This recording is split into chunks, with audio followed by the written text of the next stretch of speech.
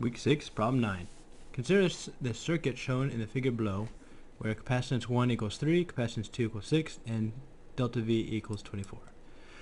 Capacitor 1 is first charged by closing switch S1. Switch S1 is then open, and the charged capacitor is connected to the uncharged capacitor by closing switch 2. Alright, so close this guy right here, which charges this capacitor. That guy's then open, and then no charge flows at that point because there's an open circuit. S2 is then shut, so that C1 can be used to charge C2. Okay, so first part, we're going to ignore this guy right there, and we're going to calculate the initial charge acquired by C1. So let's see, is it C equals Q over V? There we go. Oh, there we go. So therefore, we know that Q initial, I'll call this 1, equals C times V, which equals 3 times 10 to the minus 6 times, what is it, 24? I think I said 24. 24. So it'll be 3 times 24, which will be what, 72? 72? Maybe it's 72. Times 24. 72. Yes. Score. Score 1 for the good guys. Or at least me. Equals 72 microcoulombs.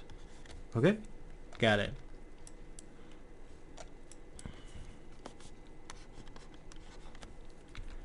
So now, then we disconnect it. Ooh, I'm just gonna move. Heck yeah. Nice. So now we're just gonna connect these guys right here. Oop.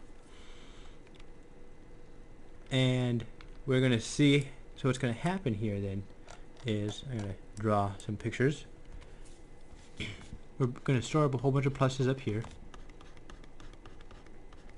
We're gonna store a whole bunch of minuses down here initially. Then when we close the second switch, so these pluses and minuses, I'm gonna say, came from the battery. When we close the switch, these then are going to even themselves out. Just want to grab a few of them. There we go. Move some of these guys over there. We'll redistribute the pluses and the minuses. Oh. Gotta be an easier way. These guys will be easier because there's just one line. Nope. There we go. I guess I did 3. So there we go. So now we have. So the idea is going to redistribute it, and we want to find out how many are redistributed to each. So if we look at the definition for capacitance for a parallel plate capacitor, which these might as well be. They aren't necessarily, but they're represented by parallel plates, and we might as well call them as such. Let's say they're the same distance from each other as well. So then, if they are the same distance from each other, then all that's going to determine it is the area.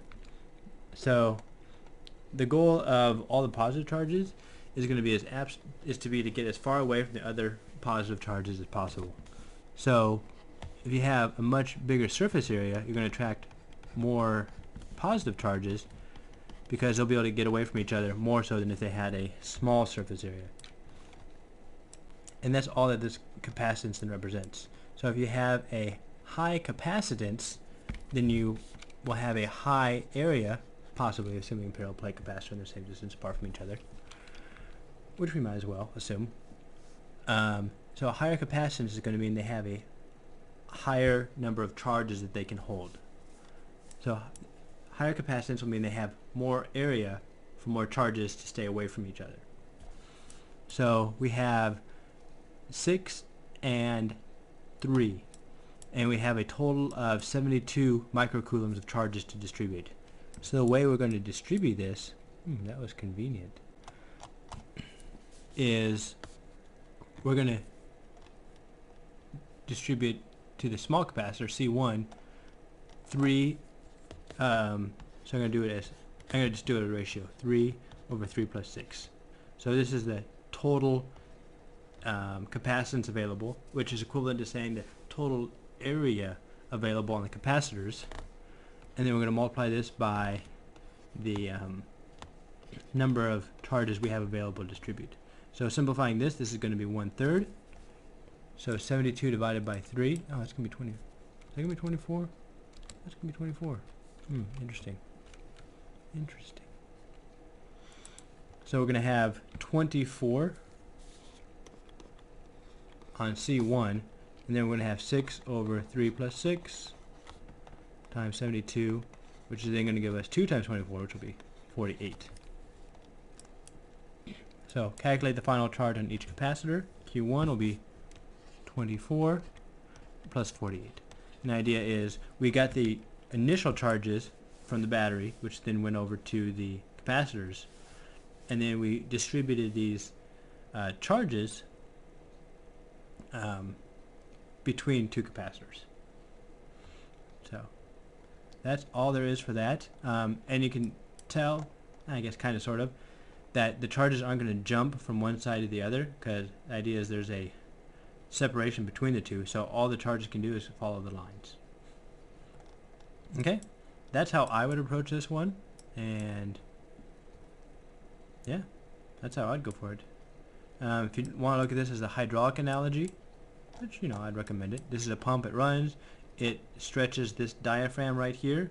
As soon as you then connect to this pipe and disconnect the pump, the pressure from this diaphragm, some of it would then slosh over to the other diaphragm and extending it a little bit depending on the stretchiness of the diaphragm. Alright? Pretty good. Alright, see you on number 10.